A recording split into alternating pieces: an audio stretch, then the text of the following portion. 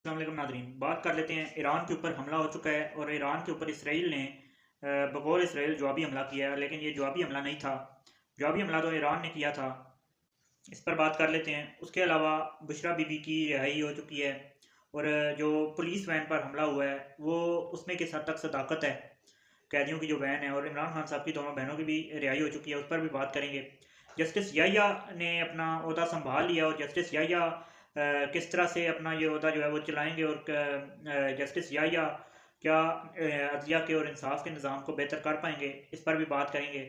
और काजी फायज ईसा रिटायरमेंट ले चुके हैं और रिटायर हो चुके हैं, और उनका टेन्योर कैसा गुजरा और जस्टिस मंसूर का ख़त था, उस पर भी बात कर लेंगे। सबसे पहले ईरान पर होने वाले इसराइली स्ट्राइक्स के बारे में बात करते हैं। इसराइल ने स्ट्राइक्स कर दी हैं ईरान के ऊपर, और वो स्ट्राइक्स बकौल इसराइल जो है वो रिटेलिएशन की गई है। ईरान के वो जो 180 बैलिस्टिक मिसाइल जो है वो दागे गए थे ईरान की जानब से, उसके बाद जो है वो ये रिटेलिएशन है बकौल इसराइल।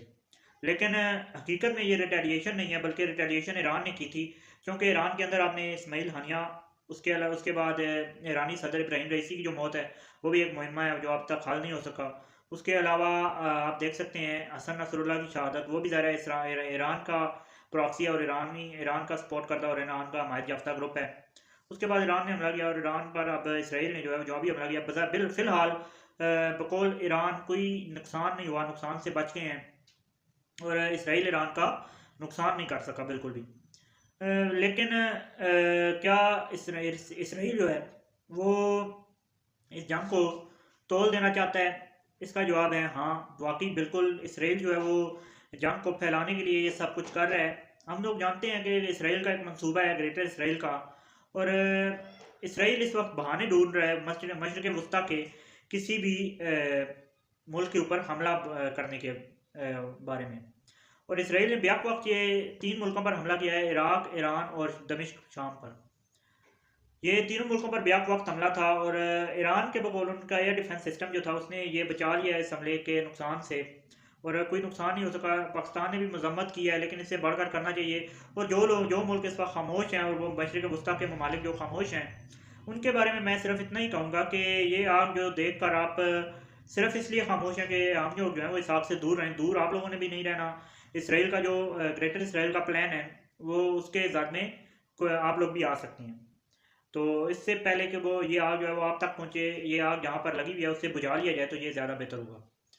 अब आते हैं पाकिस्तान के जो मसाइल हैं, जैसा कि इमरान खान साहब और पीटीआई के लिए काफ़ी सारी खुशखबरियाँ आई हैं, और जस्टिस याहिया के आते ही ये इस तरह के फैसले, क्या इसे इस तनाजुर में देखा जा सकता है? बकौल अदलिया हमेशा इंसाफ करती है, और अदलिया पाकिस्तान के अंदर जो है वो इमरान खान साहब का एक वाहिद इदारा है जो इमरान खान साहब के साथ चला है, वो है अदलिया। और अदलिया ने हर मोड़ पर इमरान खान साहब और पीटीआई को सपोर्ट किया है। सपोर्ट किस तरह से किया है कि जो उनके फैसले बनते थे मेरिट पर फैसले किए हैं और फैसले होते रहे हैं, और अब ये एक और फैसला हुआ है जो कि बहुत अच्छा है। अब कैदियों की वैन पर जो हमला हुआ है उसके बारे में बात कर लेते हैं।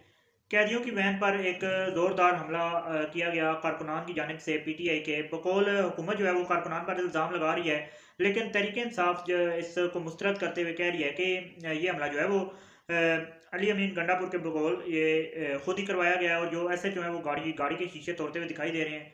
अब इसमें कितनी सदाकत है इसके बारे में तहकीकात होनी चाहिए। अब आगे बढ़ते हैं और बात कर लेते हैं कि जस्टिस याहिया ने अपना ऑफिस संभाल लिया है, और जस्टिस याहिया बैठ चुके हैं, और जस्टिस याहिया से पीटीआई को और तमाम तर पार्टियों को कोई इख्तलाफात नहीं है। जस्टिस मंसूर जो है वो काफ़ी ज़्यादा नाला है उससे पिछले जो अदलिया का निज़ाम था उससे, और जस्टिस रिटायर्ड काजी फायज ईसा से भी। उसके उन्होंने ख़त भी लिखा, पहले काजी फायज ईसा के नाम लिखा, उसके बाद जो है वो सुप्रीम जुडिशल काउंसिल को लिखा, और ये ख़त में भी काफ़ी सारी बातें उन्होंने की हैं।